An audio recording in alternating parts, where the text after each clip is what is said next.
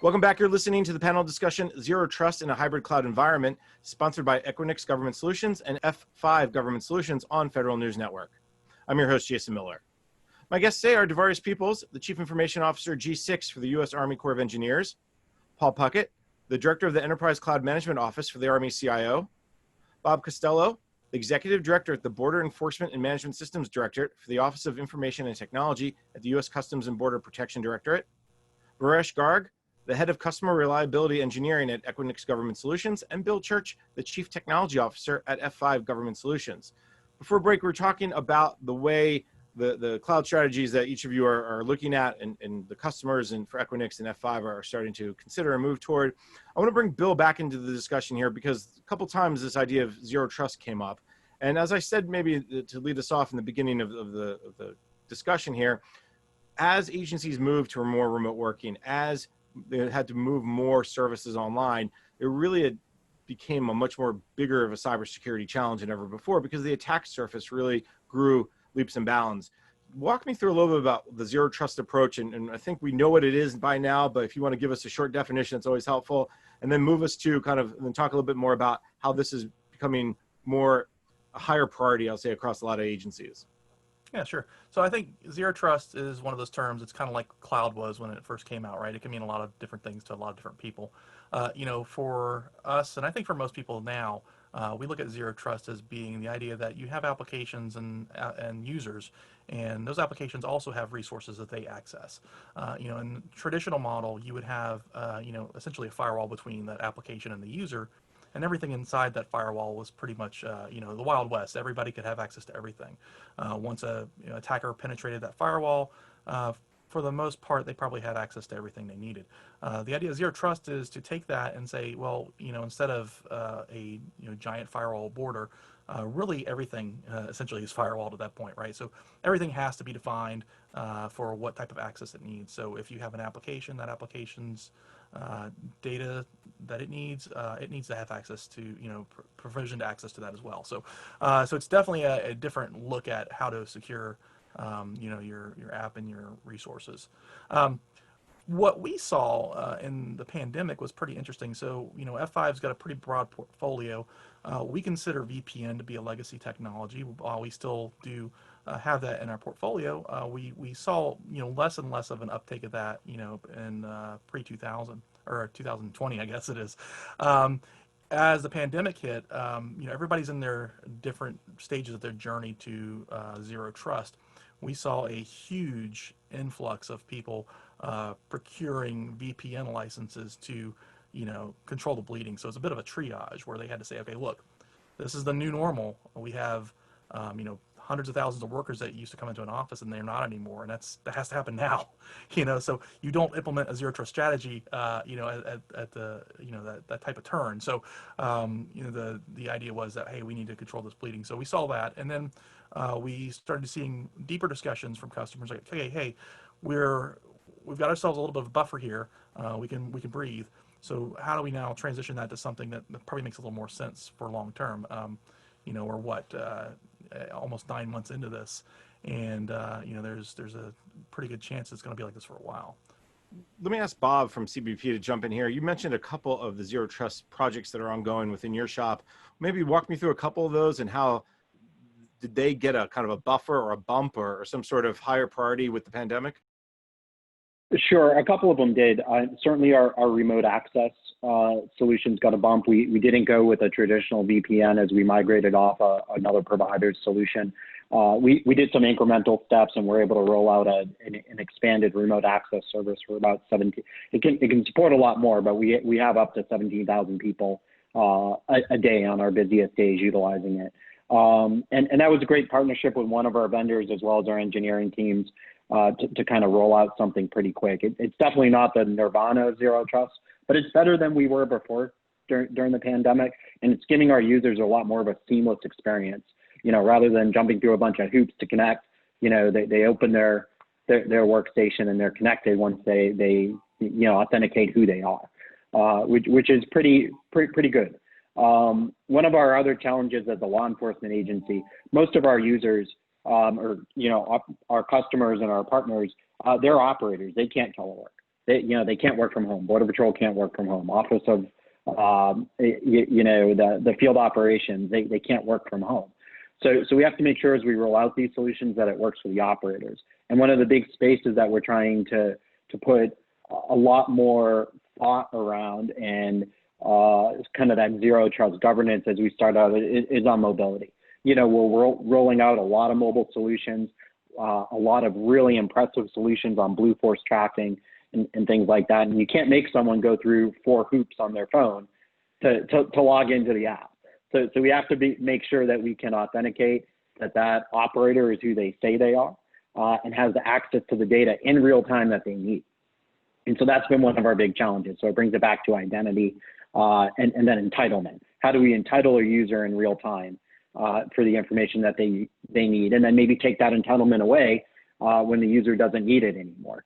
So those are some really big challenges. The other area we're spending a lot of time on is, like many places, a lot of our administrators perhaps have too much access.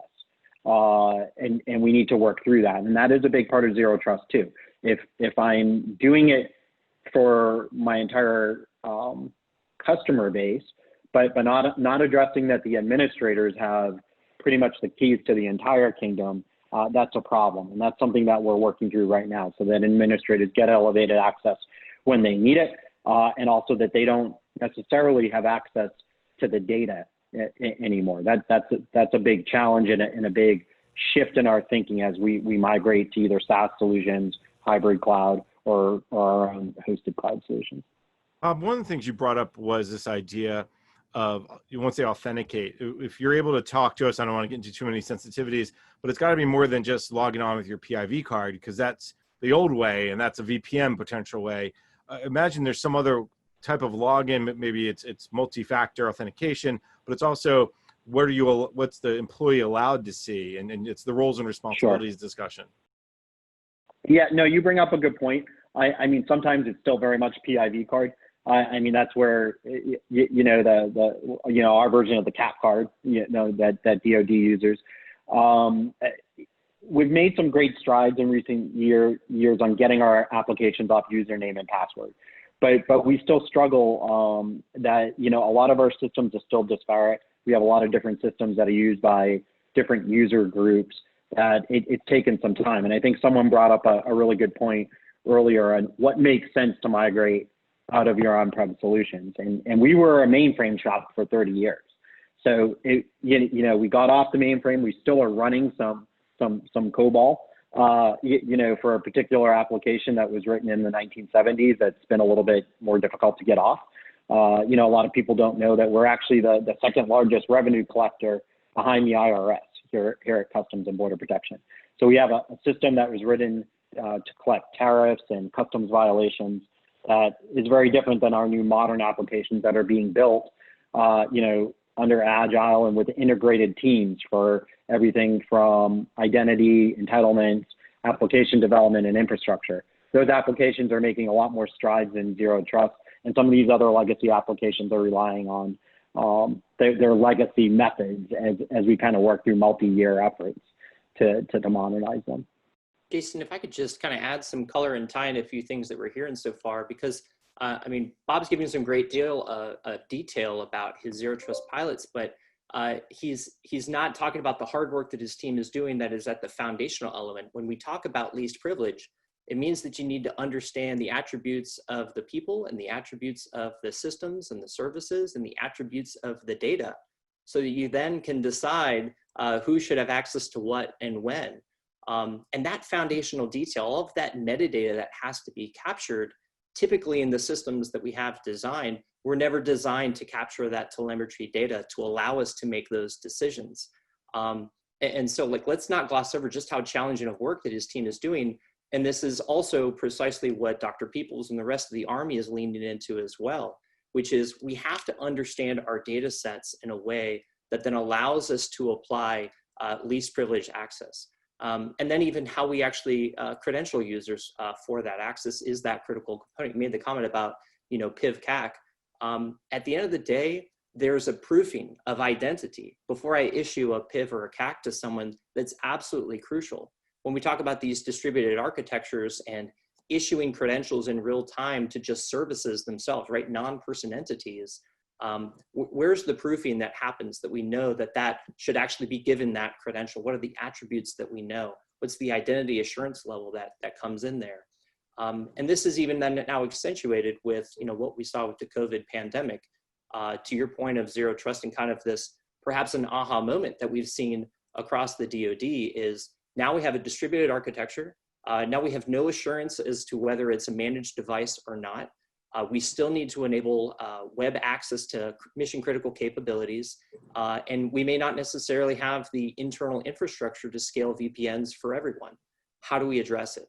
And then even further, if I'm going to expose those services for external access outside the boundary, is there any risk of lateral movement in the system if someone were to get into it, right? These systems were designed for perimeter security architecture. So if we just lift and shift these systems and we don't redesign them to live in a zero trust architecture, some of the foundational elements on the back end have not been addressed.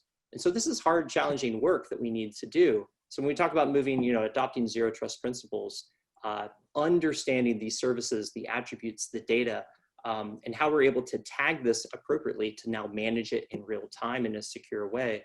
It's some really challenging work. So I really want to commend the CBP. There's some mission critical data that we can't get wrong there for that mission. The same thing with the Corps of Engineers and what Dr. Peoples' team is doing. These are systems that we've got to get it right, and we've got to learn quickly to get it right. So if there's any good that's come out of COVID, it's that aha moment to get after the really foundational pieces of enabling a zero trust architecture. Yeah, and Jason, I'll also add on to some of the things that Mr. Puggis has referenced. I think from a core standpoint, we found out kind of early. We had to take a step back and really define what that common definition of zero trust really was. Because even though it's a philosophy and a concept, we're trying to operationalize it. So that means being able to gain a better understanding of the implications of advancing the current cyber landscape, as well as being able to determine the direct distribution of those capabilities from an organizational perspective. And that comes with two different things here, because we've been working tightly with Netcom, another Army entity, with regards to how to properly deploy a zero trust architecture, looking at it from a cloud architecture aspect as well. And we also have deployed it, or we're attempting to deploy it on our civil works aspect of the mission. But with zero trust architecture comes a financial component that I think we so quickly forget due to the fact that we have many different capabilities inside of our enterprise.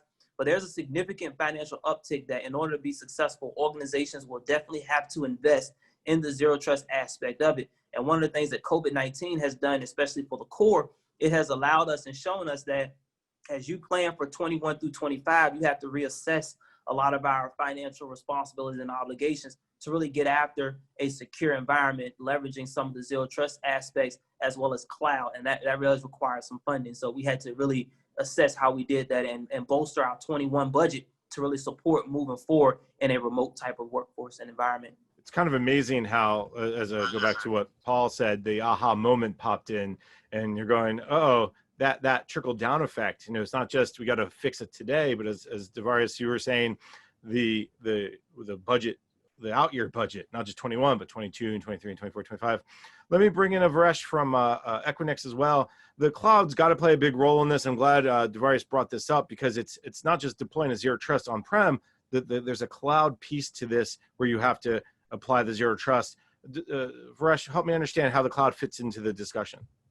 Yeah, I mean, I think, a lot of my esteemed partners have covered, their notion of zero trust really well.